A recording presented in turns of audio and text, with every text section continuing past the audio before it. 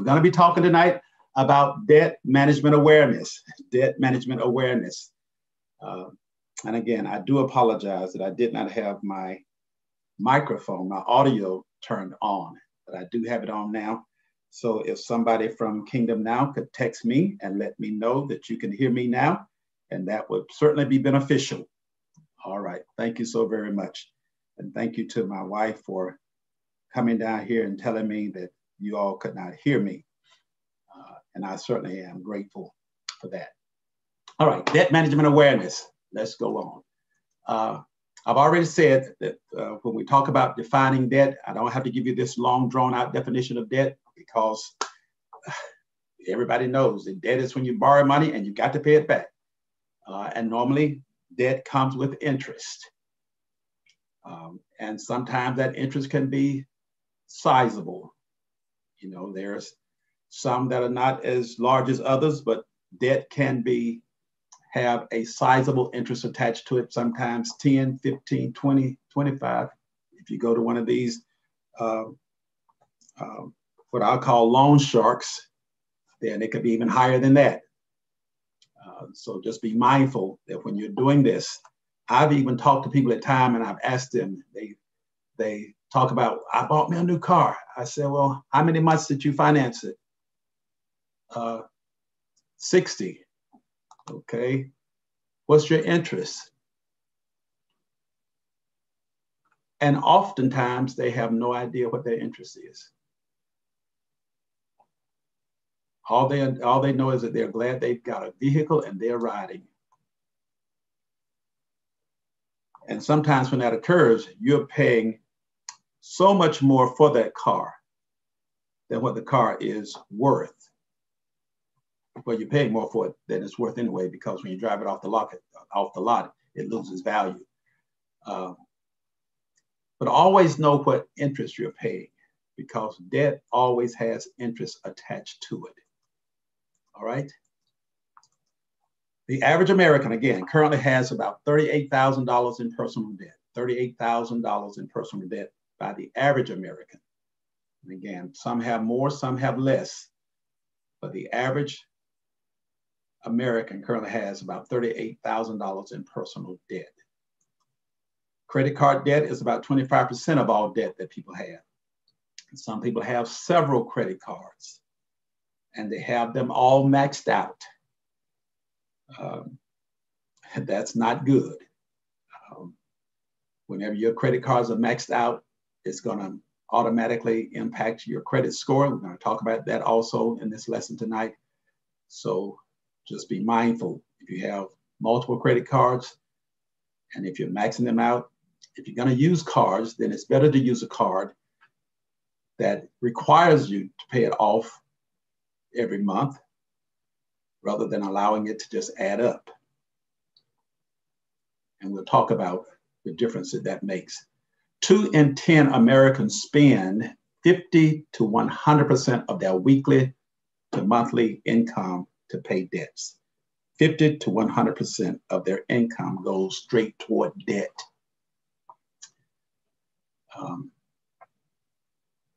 And that's, you're talking about living paycheck to paycheck. 50 to 100% of their income is going toward debt. Millennials age 25 to 34 and Generation X ages 35 to 49 have the largest amounts of personal debt. Millennials and Generation X. And interestingly, millennials tend to have more debt than Generation X. And then Generation X, of course, has more than the baby boomers. And the baby boomers have more than the silent generation. It's almost like the older you get, the less debt you have. And normally that is attributed to the fact that the silent generation in many cases does not have a mortgage. The baby boomers don't have student loans. There are people in Generation X and millennials who still have student loans. And of course that goes toward the debt as well. This is kind of a breakdown of how debt looks for US households. Credit cards, about almost $17,000 of debt in credit card debt. Mortgages average of $176,000. And again, some are more, some are less, but that is an average. Auto loans, about $29,000 in auto loans.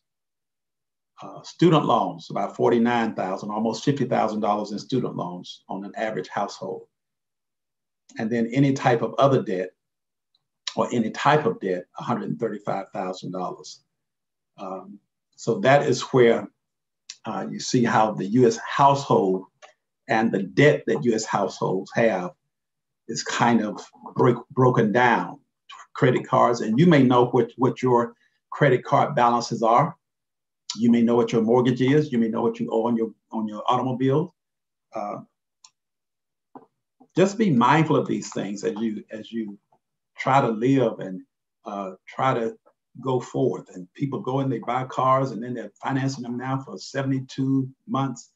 You know, that's just not wise.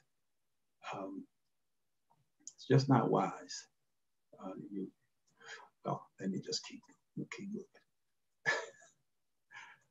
Okay. Good debt versus bad debt. There are some good debts. There are some bad debts. Bad debt, of course, would be credit card debt,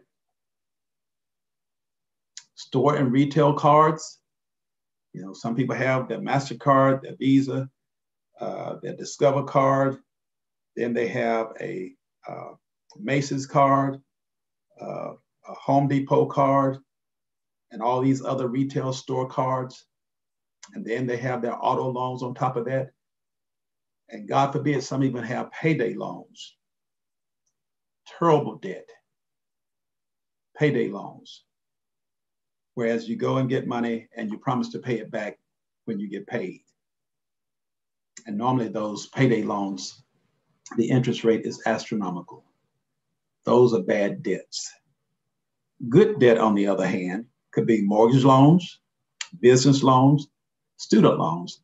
And some will say, well, how can a student loan be considered good debt? Well, we consider it good debt because most people who have student loans, they get the student loan because it is their intent that ultimately that loan is going to reap some kind of benefit. They're going to get a job as a consequence of having that education, and they'll be able to pay that student loan. So it's almost like I'm getting it now, but later I'm going to be able to prosper and develop from the loan that I took out. Not like when you have a credit card or a car even. If you buy a car, that car is not going to bring you unless that is a business loan. Now, if you go out and buy a 18-wheeler, that's different than going out and buying you a Mercedes, because now you're talking business loan versus auto loans. Mortgage loans, of course, is a good debt. I consider it good debt because when you have a mortgage, then the intent is that mortgage is going to earn equity. It's not going to lose its value. Now, that's not the same if you buy certain types of homes that lose value. I won't say what the type of homes they are, but you will know that a home can lose value if it's not the right kind of home. Mobile homes don't increase in value. I'll put it that way. They don't increase in value. They lose value. So mortgage loans can be a good debt, business loans, student loans. We want to avoid bad debt. If we must acquire good debt, then of course we acquire the good debt. But in acquiring that good debt, we also want to make sure that that good debt is going to reap us benefits. Okay. So what should I do about my debt? That's what we're going to be talking about also. What should I do about my debt? When you have it, what are you going to do about it? And all of us have some debt. Most of us, I won't say all of us, most of us have some debt. What are you going to do about it? Since you know that it's there, what are you doing about your debt? So the first thing Pray for God's wisdom regarding your debt. Pray for God's wisdom. James 1:5, it says, if any of you lack wisdom, let him ask of God that giveth to all men liberally and upbraideth not, and it shall be given him. We have to even ask God's wisdom when it comes to our money. Ask God's wisdom about, God, give me direction now on what I need to do about this debt that I'm in. Even when you're there buying a car, God, what wisdom can you give me regarding buying this car? Now you have to be willing to accept the wisdom. You have to be willing to sometimes walk away from something that your eyes have gotten bigger than your wallet. And when our eyes get bigger than our wallet, then we dig a deeper hole. So ask God for wisdom when it comes to your finances in every single area. Every area. Ask God for wisdom. Don't be sporadic and spontaneous. Pray to God to give you wisdom when it comes to your money. Again, the Bible says, if any of you lack wisdom, don't try to act like you have it when we don't. If we don't have wisdom, then we have to ask God for it. And he will give it to us liberally. And that word upbraideth, that just means he won't withhold it. Okay? He'll give us wisdom. So that's a simple point. Pray to God for wisdom when it comes to your finances. Second thing, commit to the process. A lot of times when we have debt issues, we don't commit to a process of coming out of it. We don't commit to a process of even managing it. But if you don't commit to it, the Bible says here in Psalms 37:5, commit thy way unto the Lord. And when it says thy way, in this instance, we can say whatever way it is, commit the way that I'm traveling, commit the things that I'm doing, commit my decisions, and commit to the process, commit to what I've got to do in order to manage this debt, to come out from under this load that I'm carrying. I've got so much debt, don't know what to do with it. And if I want to really come out from under it, then I've got to commit to a process. See, we want results without processes, and they don't happen that way. There's a process that we have to go through. And when we are going through that process, yes, it's going to be painful at times. Yes, it's going to require us saying no sometimes. Yes, it's going to require us pushing back and saying, I can't do that. Just because everybody else is going to the beach, that don't mean I can go. Just because everybody else is getting a new car, don't mean that I can. You have to commit to the process. And sometimes even your friends, you have to say to them, look, I'm committed to a process right here. And this process will not allow me to do what you're asking me to do. So you have to be committed to the process.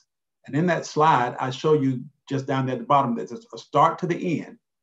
And from start to end, there are steps that you have to take, which are part of the process. That's just what process is.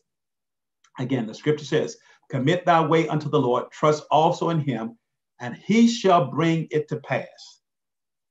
He shall bring it to pass.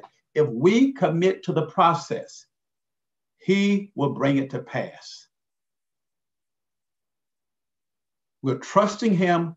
We're committed to it.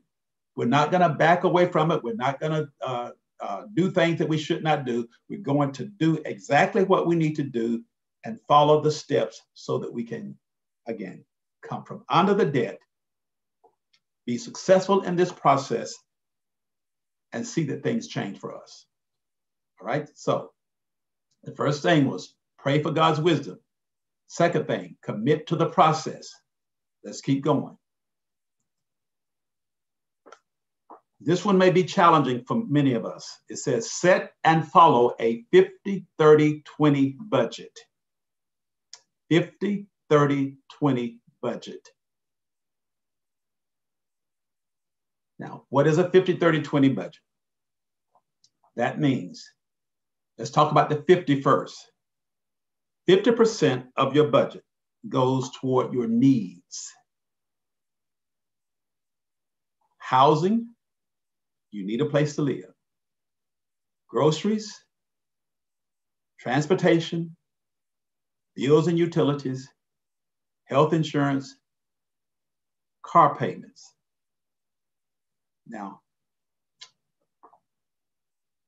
when you put car payment in there, please make sure that the car payment does not take up that whole 50%. Your needs, your total needs is 50%. Not just your car payment need. Some people have a car payment that's higher than their mortgage. Ask God for wisdom. Okay.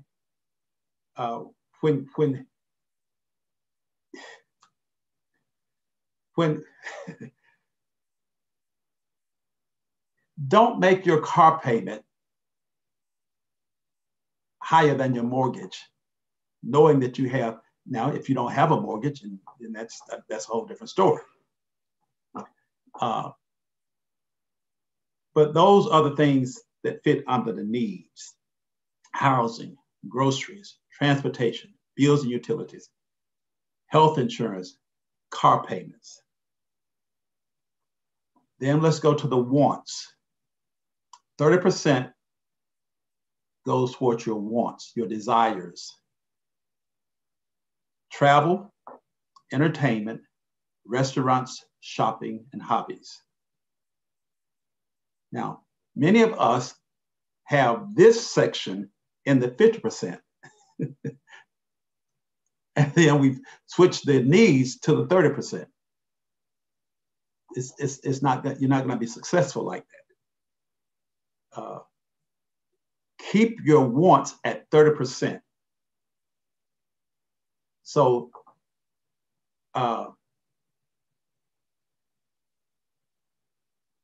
there's so much I want to say, and I'm trying not to be offensive in my presentation tonight, but let's go on to the 20%. 20% should go for your emergency fund, debt payments, retirement, and investing.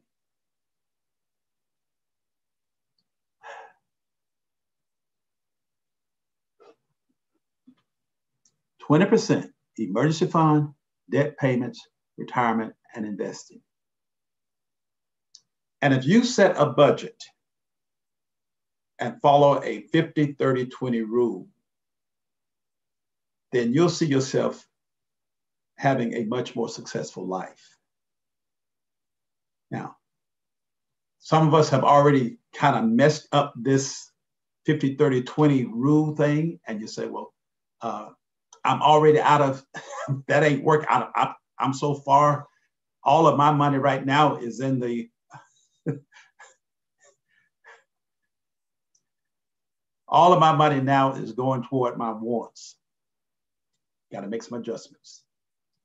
Got to make some adjustments. Commit to the process. You may not be able to go out to eat every night, every other night, 2 and 3 times a week. If that's exhausting that 30%, then there may be adjustments that you'll have to make. Maybe you don't need the cable, all the cable channels that you have. Whatever you have to do, have to commit to the process. Have to commit to the process. Okay. Even if you have enjoy going out to eat, maybe Ruth's Chris is not what you need to be right now. Maybe you don't need to go to Cheesecake Factory 2 and 3 times a month. Whatever you have to do, then do that. but you're going to have to commit to the process and just know where your money is being spent. Know how much you're spending in housing and groceries and transportation, utilities, etc., health insurance, car payments. Limit 50% of your income on needs, 30% on wants, and save at least 20%. This is certainly a goal, and that's what a budget is. A budget, you set goals and you start to work toward it. But if you sit down now and you do a budget and you see that right now, say 80% of your budget now is having to go toward needs because you've gotten a sizable mortgage, you have a lot of groceries, you have a sizable car payment. And so now 80% is going toward needs, and you only have 20% left that goes toward wants. Maybe you've got to divide that 20% between wants and savings and reduce this 80% problem that we have over here. You will have to determine that and then do something about it. If you don't do something about it, then it's not going to happen. Okay, so follow a 50-30-20 budget, and that will help you as you start to manage debt. Let's move forward. When it comes to saving and debt recovery, create an emergency fund with 3 to 6 months living expenses.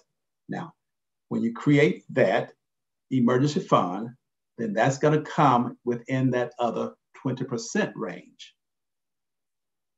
But you want to have 3 to 6 months living expenses in an emergency fund. Sometimes you might hear people say you want 3 to 6 months of your income. No, because unfortunately, many have allowed ourselves, whereas our income is lower than our expenses. And we've got to get that into the right balance.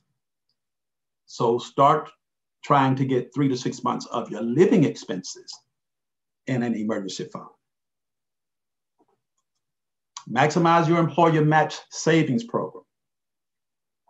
I can't tell you how many people have a 401k, 403b on their job, an employer match, and they don't participate. Listen, if you work a job and your employer will match 6% of your 401k, I'm just using this as an example right now. You work the job and the employer will match 6%, and you are not participating. I want to encourage you to sign up tomorrow at 6%. You will have just given yourself a 6% salary increase.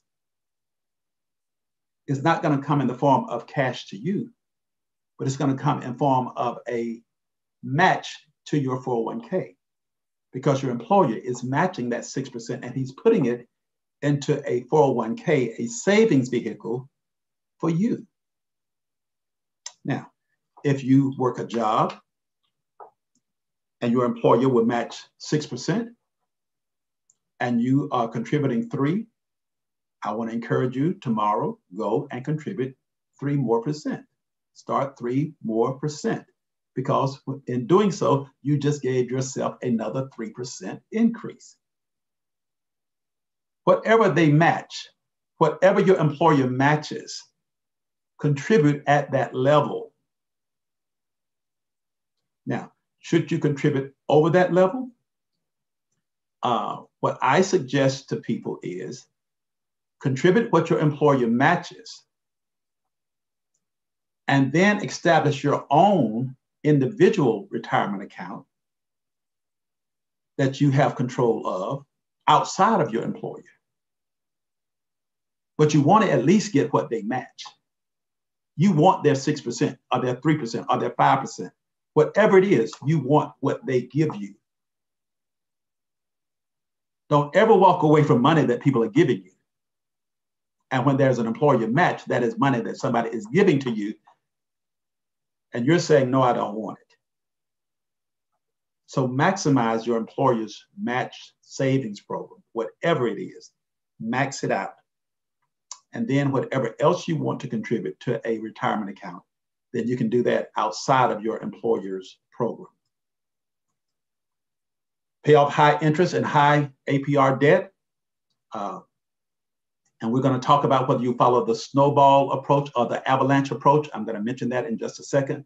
But you want to pay off your high interest and high APR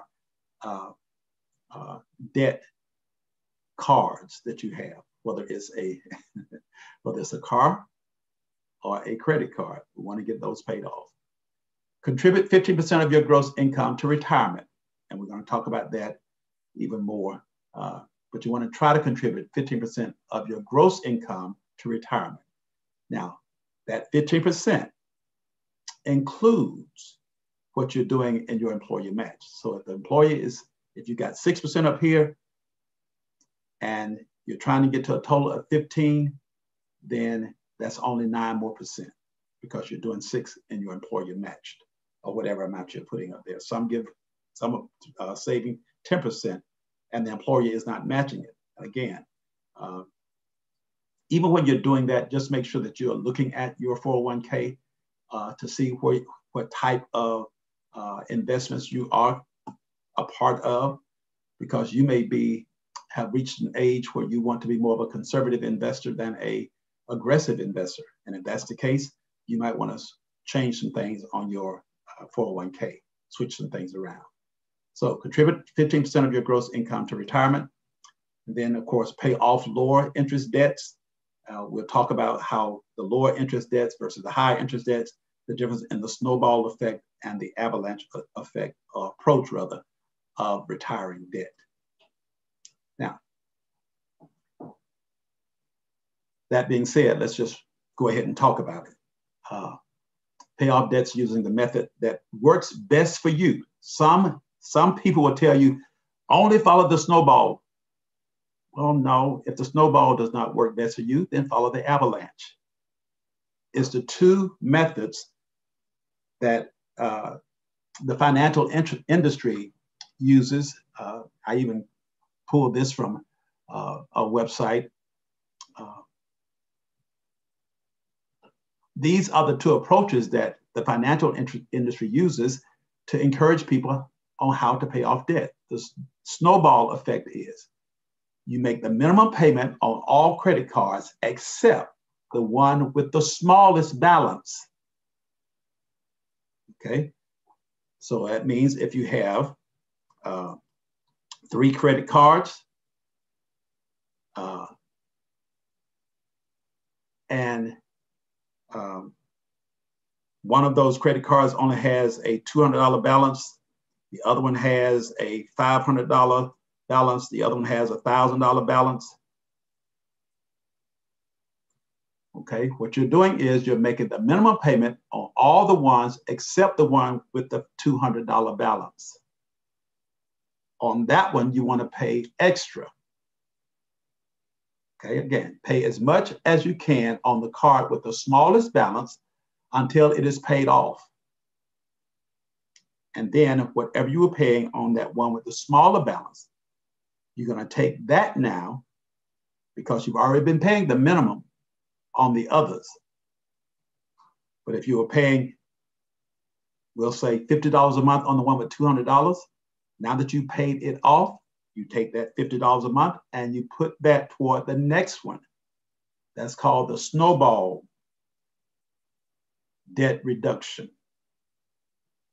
Where you make the minimum payments on the credit cards, except the one with the smallest balance.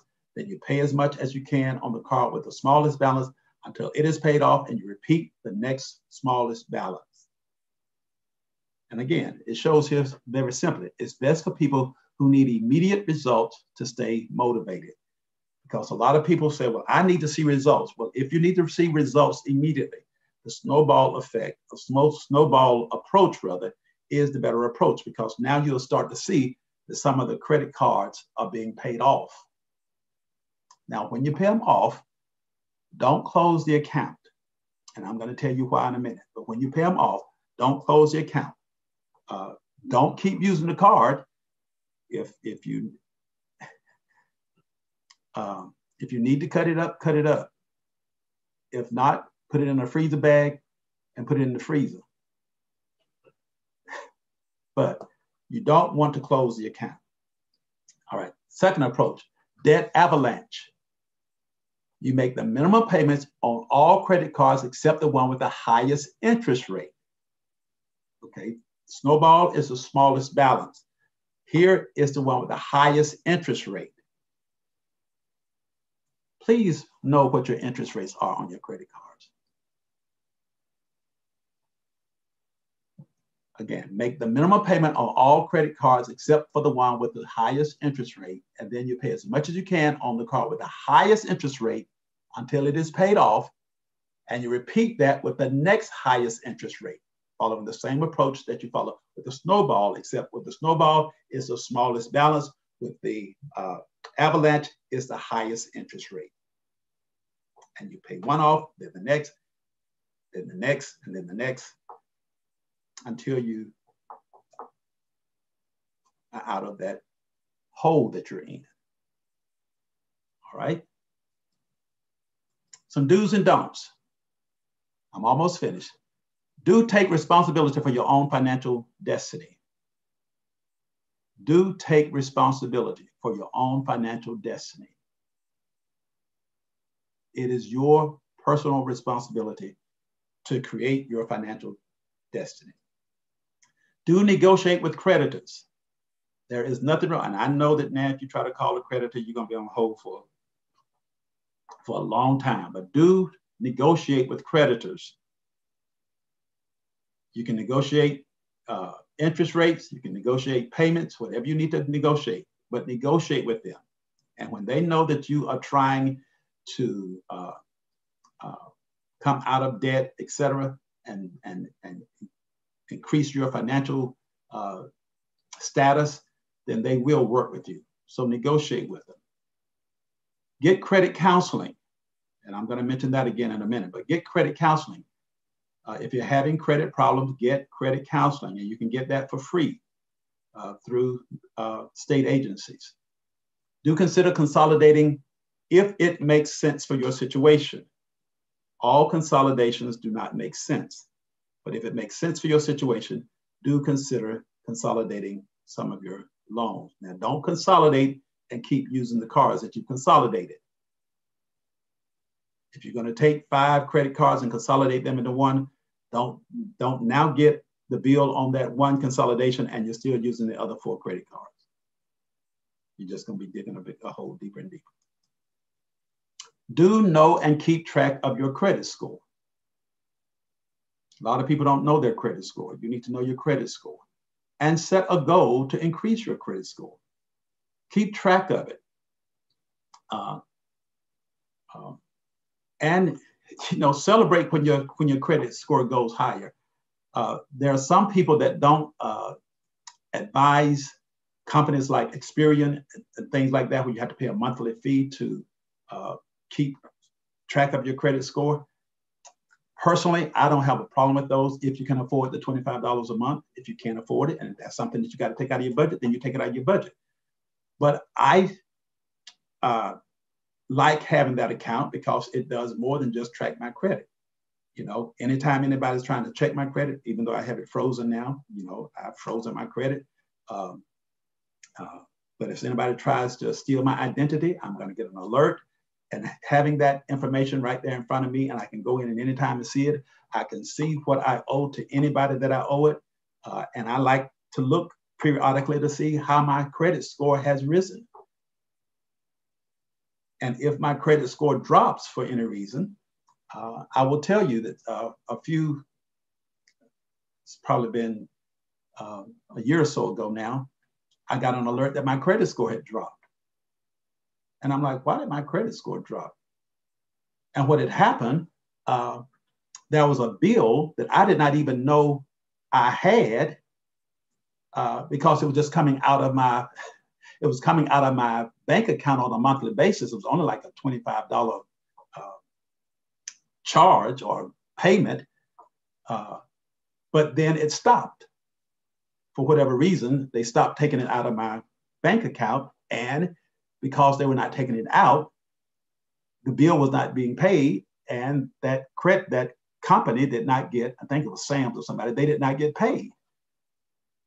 And they dinged my credit, and my credit score dropped.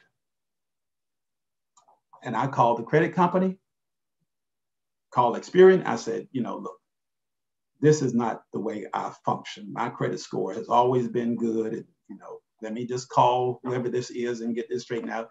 Got it straightened out, and they fixed it. And my credit score went back up.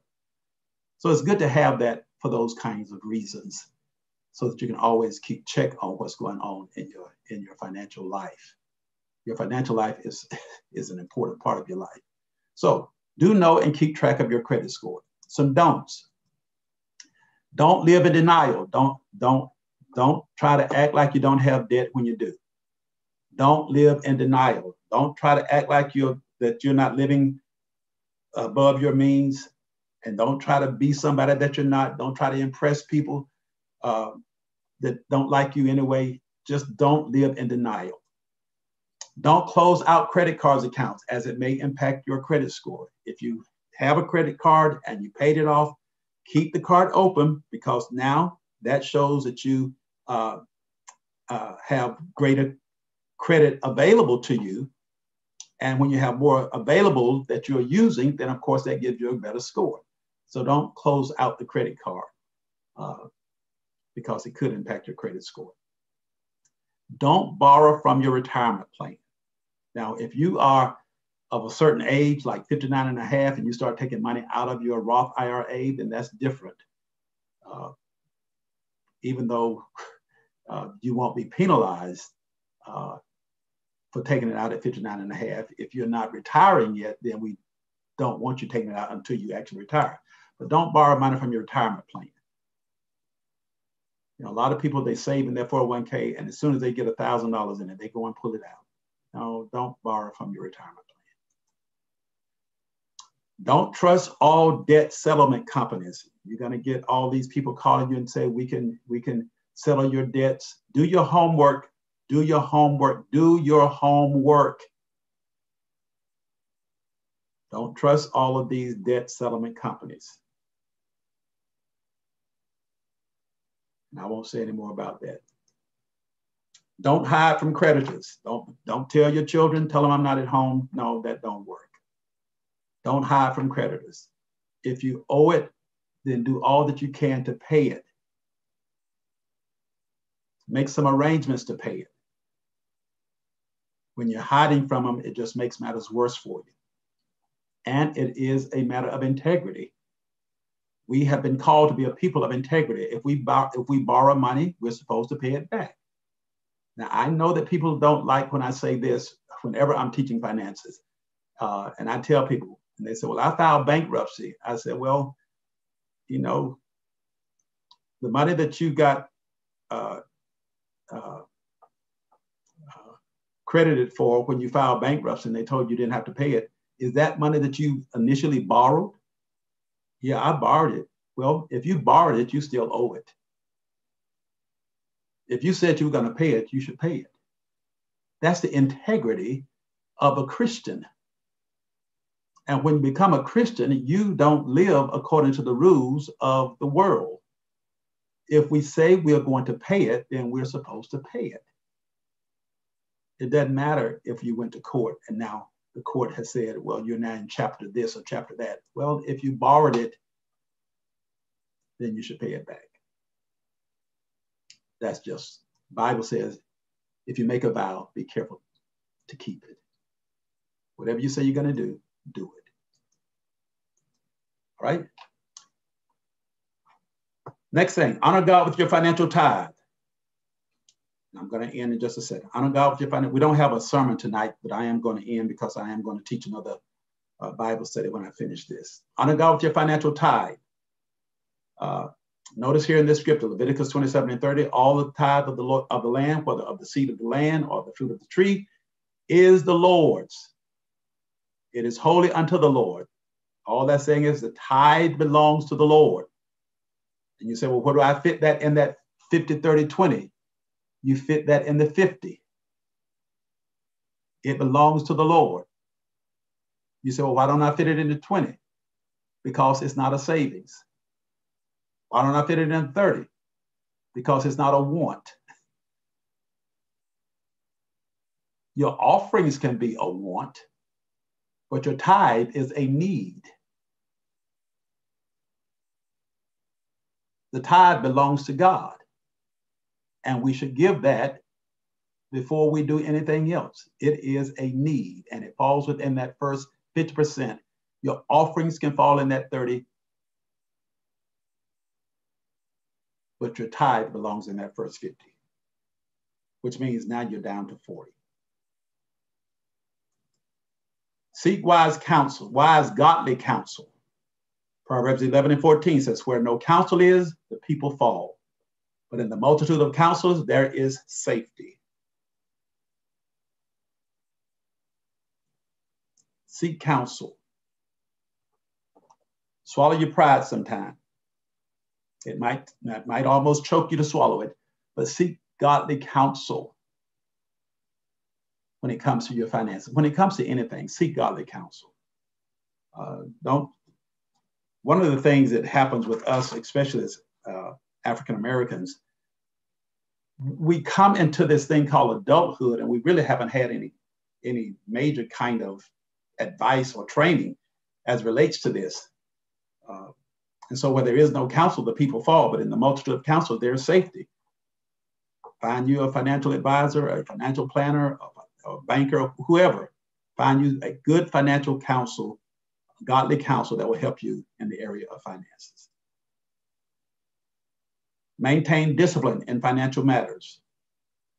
I've given you this scripture out of Galatians 5:22 and 23. But the fruit of the Spirit is love, joy, peace, long-suffering, kindness, gentleness, faithfulness, gentleness, self-control, self-control, self-control. Against such there is no law. You will have to practice self-control if you're trying to manage your debt. Self-control. Just because you want it, don't mean you have to have it. Self-control. Don't buy what you can't afford. Don't buy what's not in that 50-20-30, 50-30-20 rule. All right? Then the last thing, the way to get started is to quit talking and begin doing. That's what Walt Disney said. The way to get started is to quit talking and begin doing. That's all I have for tonight. As we've talked about debt management and how we handle our finances. I've seen some people have been posting and texting. Somebody has said, please keep all debt payoff documentation. Yes, whenever you pay off debt, then you always want to keep documentation. Whenever you're paying bills, get you a program of some sort where you track your payments, where you keep up with what you pay, keep up what comes in, what goes out. And don't ever send more out than what comes in. Okay? Good suggestion. Let me see if anybody else posted anything on Facebook that we might need to look at it. I don't see any posts or any questions. I guess everybody's good. All right. Hopefully that was helpful to you. I know that it was brief, to the point. If you have any questions, please feel free to call me, text me, email me, whatever you need to do, because I want to see us have a good financial life. And the only way we have a good financial life is that we practice financial disciplines. Do all of those things that were suggested in this brief presentation. It'll help you. And if it's going to help you, and if you're going to be better in the end, why not do it? Why not do it? And yes, granted, there are some of these things that even as I'm teaching you all, and even though I work in the area of finances and work in the area of preaching, some of these things I have to really check myself on. Go back and say, you don't need to do that. You don't need to get that right now. I can remember a time when I was having a couple of car payments and didn't think nothing of it.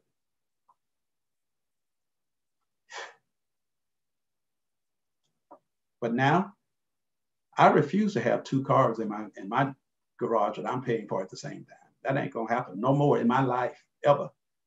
Hopefully. And there are times when I don't have any car payments. And it's a good feeling when you know, and you can lay down at night, and you know your bills are paid. You know ain't nobody gonna be knocking at your door. You ain't gotta worry about waking up in the morning and your lights out. And a lot of times our lights are out and we got on new tennis shoes. Our lights are out and we got on red bottoms. Something wrong with that picture. There's something major wrong with that picture. I mean, you are borrowing money for lunch and you got on red bottom shoes and $200 sneakers. I mean, you got on red bottoms and your boyfriend got on $200 sneakers and y'all can't even go out to eat dinner. Something wrong. We got to get it right. And the only way we get it right, it has to come a time where the preacher, we got to stop so much entertaining, sit down every now and then and just have these kind of talks, these kind of discussions, and tell people this is what has to happen, what we have to do. If you want to, let me say this, and I know I'm going to make hundreds of people mad now, especially some of my preacher friends.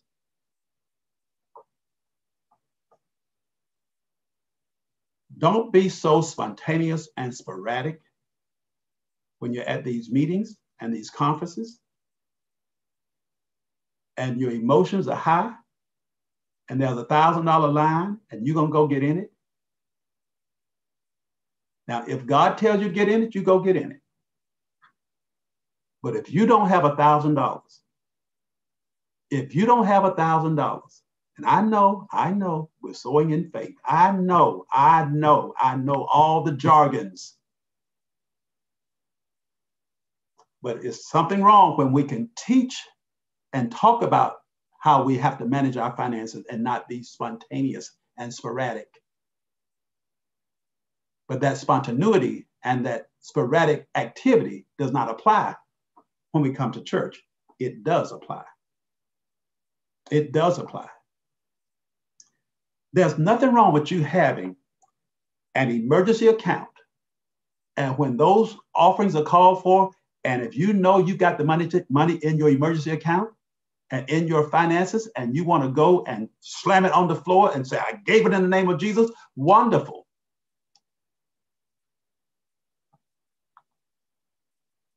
Wonderful.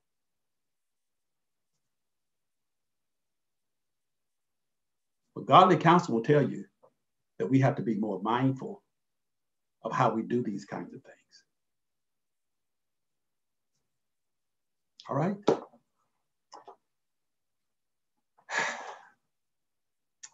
Somebody just posted, can we have more of these kind of teaching? Most certainly.